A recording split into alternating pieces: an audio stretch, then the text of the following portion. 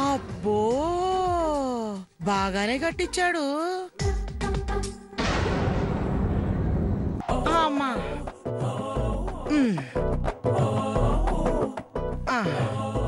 ఏమా డబ్బులు ఎక్కడ వెళ్ళిపోతున్నావేంటి? ఏంటి డబ్బులు కావాలా? గతుకుల రోడ్డు మీద ఆటోని ఇష్టం వచ్చినట్టు నడిపి నా నడువులు పడిపోయేలాగా చేసావు. ఇంకా డబ్బులు కావాలట డబ్బులు. ఏమా ఈ రోడ్లో నేర్పించానా? వెళ్ళి గవర్నమెంట్ అడగమ్మా, ముందు డబ్బులు ఇచ్చేళ్ళమ్మా. ఆహా నోరు బాగానే లేస్తా ఉంది. ఇస్తానుండా. ఒరే ప్రసాదు, ఒరే ప్రసాదు. ఈ గొంతు ఎక్కడో విన్నట్టుందే. కొంపదీసి మా దుర్గక్క కాదు కదా? ఒకసారి ఇలా రారా. ఒరే ప్రసాదు, అలా చూస్తావేరా, త్వరగా రా.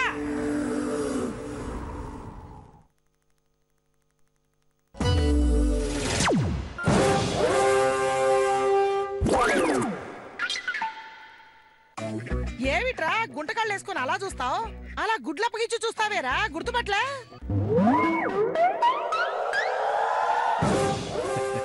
దుర్గక్క బాగున్నావా?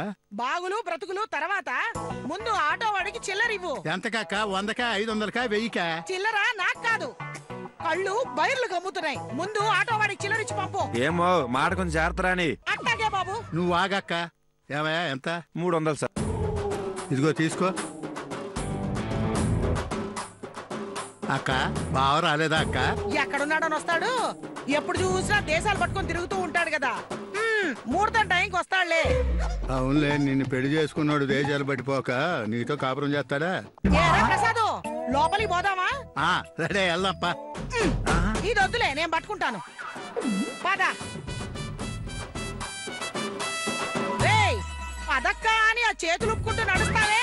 సర్లే పెట్టి ఇటు. ఈ పెట్టె మాత్రం అడక్కు. ఇదిగో ఇది పట్టుకో. నా పెద్ద కూతురు స్రవంతి అక్క. అమ్మా నీకు అప్పుడప్పుడు చెబుతుంటానే మా పెదనాన్న కూతురు దుర్గక్కని. ఆమె ఏమా. నమస్కారం అండి. అబ్బబ్బబ్బబ్బబ్బా, బంగారు తల్లిలా ఉన్నావమ్మా. ఒరేయ్, పెళ్లికళ్ళ మొహంలో కళకళలాడిపోతోంది. అప్పుడే పడిందా నీ ముద్రష్టపు చూపు? ఏమైనా రాకపోకలుంటే ఎవరు ఏంటి అనే తెలుస్తుంది.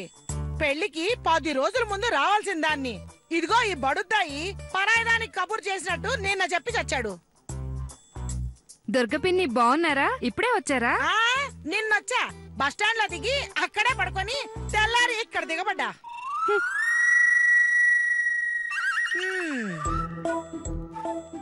అక్క మా చిన్నమ్మాయి జానకి.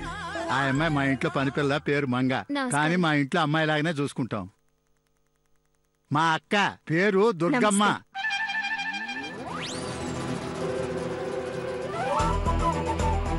అవునరా, చిన్నప్పుడు ఇది నల్లగా చింపిరి జుట్టేసుకొని చీమిడి ముక్కులతో ఎప్పుడు చూసినా ఏడుస్తూ ఉండేది. అదే కదరా ఇది. అమ్మో అమ్మో, కుందన బొమ్మలా ఎంత అందంగా తయారయ్యావే. ఇదిగక్క పట్టుకు సావరా. పట్నం నీళ్లు బాగా వంట పట్టినట్టున్నాయి. ఆ రోజుల్లో మొహానికి పసుపు తప్ప ఏమీ పూసుకునేవాళ్ళం కాదు. ఇప్పుడు వీళ్ళు మగాళ్ళకి మళ్ళీ మంగళ షాపులకి వెళ్లి క్రీములని ఫ్యాషన్లని తెగ తిరిగేస్తూ ఉంటారు. అది మంగళ షాప్ కాదమ్మ గారు, బ్యూటీ పార్లర్. ఏదో ఒకట్లేమ్మా, నువ్వు పని మనిషివే కదా. మరి అలా గుడ్ల పగించుకొని చూస్తావే. లోపలికెళ్ళి కాస్త వేడి నీళ్లు తగలెట్టు, స్నానం చెయ్యాలి. ఇదిగో అమ్మాయి, ఆ వేడి నీళ్లు కాగేలోపు నా మొహాన్ని వేడి వేడి కాఫీ నీళ్లు పడి ఆ బస్సులో పడొచ్చి ఒళ్ళంతా ఊనం అయిపోయింది. అక్క నువ్వు తొందరగా రెడీగా పసుపు కొమ్ములు కొట్టించి పెళ్లి పనులు మొదలు పెట్టాలి. అందుకేగా వచ్చింది. సరే పద. అది మాత్రం తగలకు. పద.